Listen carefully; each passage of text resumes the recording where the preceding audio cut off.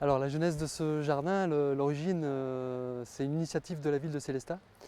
une commande en 2013 pour en fait revaloriser le site de l'ancienne Banque de France qui devenait l'espace Martel-Catala et qui devait créer un point d'accroche entre le quartier Gare et le centre-ville pour un point d'animation, un point de respiration pour les Célestadiens entre ces deux points. En fait, quand on réalise la conception de jardin, moi je donne beaucoup d'importance à la première étape qui s'appelle la lecture sensible du jardin, à la lecture sensible du lieu qu'on découvre. Et quand j'ai découvert ce lieu, j'ai été très attentif aux émotions qu'il me racontait, notamment l'enveloppe des hauts murs qui en rendaient ce lieu clos et très intime et qui fonctionnait un peu comme une île, comme un vestige de tranquillité, en séparation, en dichotomie avec toute la vitesse qui se passait de l'autre côté du mur. Donc j'ai voulu approfondir un peu cette réflexion de cette séparation symbolique entre le monde de la vitesse, qui correspond aussi à un monde minéral, et le monde végétal où on pouvait cultiver la lenteur, qui est une valeur qui n'est pas tout à fait la valeur de l'époque, mais qu'on pouvait réexplorer et redécouvrir grâce à ce jardin qu'on allait créer, quoi. Ce qui fait qu'en termes de conception, ça a quand même généré une intervention relativement modeste de ma part en termes de conception, parce qu'il fallait être très attentif à l'existant et ne pas rompre justement le charme du lieu tel qu'il était lorsque je l'ai découvert. C'est pour ça que j'étais très attentif au verger préexistant, avec un verger d'un certain âge qui propose des fruitiers qui, du fait de leur ancienneté, proposent des formes assez pittoresques qu'on n'aurait jamais réussi à reproduire si on avait replanté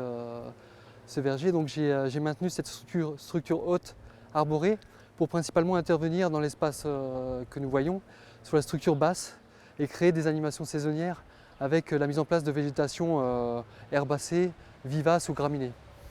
qui, au fur et à mesure des saisons, prennent le relais en termes de floraison. Là, c'est les sauges qui vont démarrer, c'est les achillées qui vont prendre le relais. Et à chaque mois, entre mai et octobre, on a un événement de floraison différent. Pour en automne, que les graminées viennent vraiment prendre la place et jouer avec le vent et créer un mouvement, une animation de ce lieu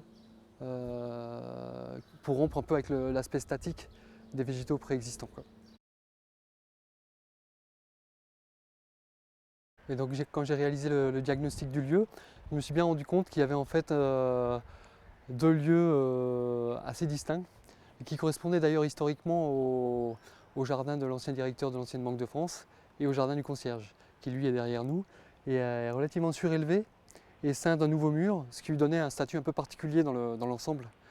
et sur lequel on a justement exploré un jardin thématique, éphémère, pas en opposition, mais parallèlement au jardin plus pérenne, où l'intervention était plus légère. Là, il s'agit d'une intervention un peu plus,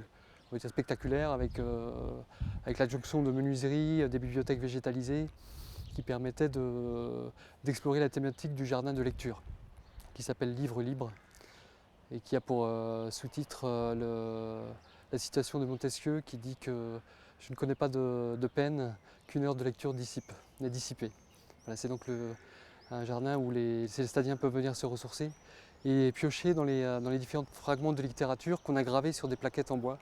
et qui sont disponibles sur ces bibliothèques. En termes de mise en œuvre, moi j'ai réalisé la conception, donc les plans, les esquisses et les plans de détail pour la réalisation du jardin qui a été pris en charge par les services de la ville de Sélestat, principalement le service espace vert pour tout ce qui est plantation et réengazonnement du jardin pérenne, et également les services techniques en général pour la création d'une nouvelle ouverture dans le jardin, puisque c'était un jardin clos comme j'ai dit au départ. Et il a fallu recréer une entrée indépendante pour que le public puisse pénétrer le lieu. Donc ça a été réalisé également par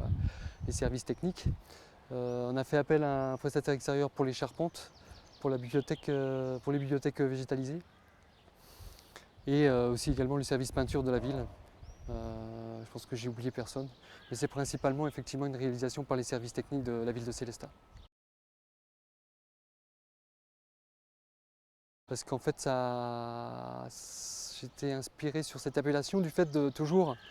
vraiment le point de départ, hein, c'est l'espace clos. Et le jardin clos, à l'origine en latin, c'était hortus conclusus. Et comme on avait cet espace clos avec un jardin de lecture qui faisait aussi, qui rendait hommage à l'illustre personnage de la ville, ben on a opté pour cette contraction hortus beatus. Ouais.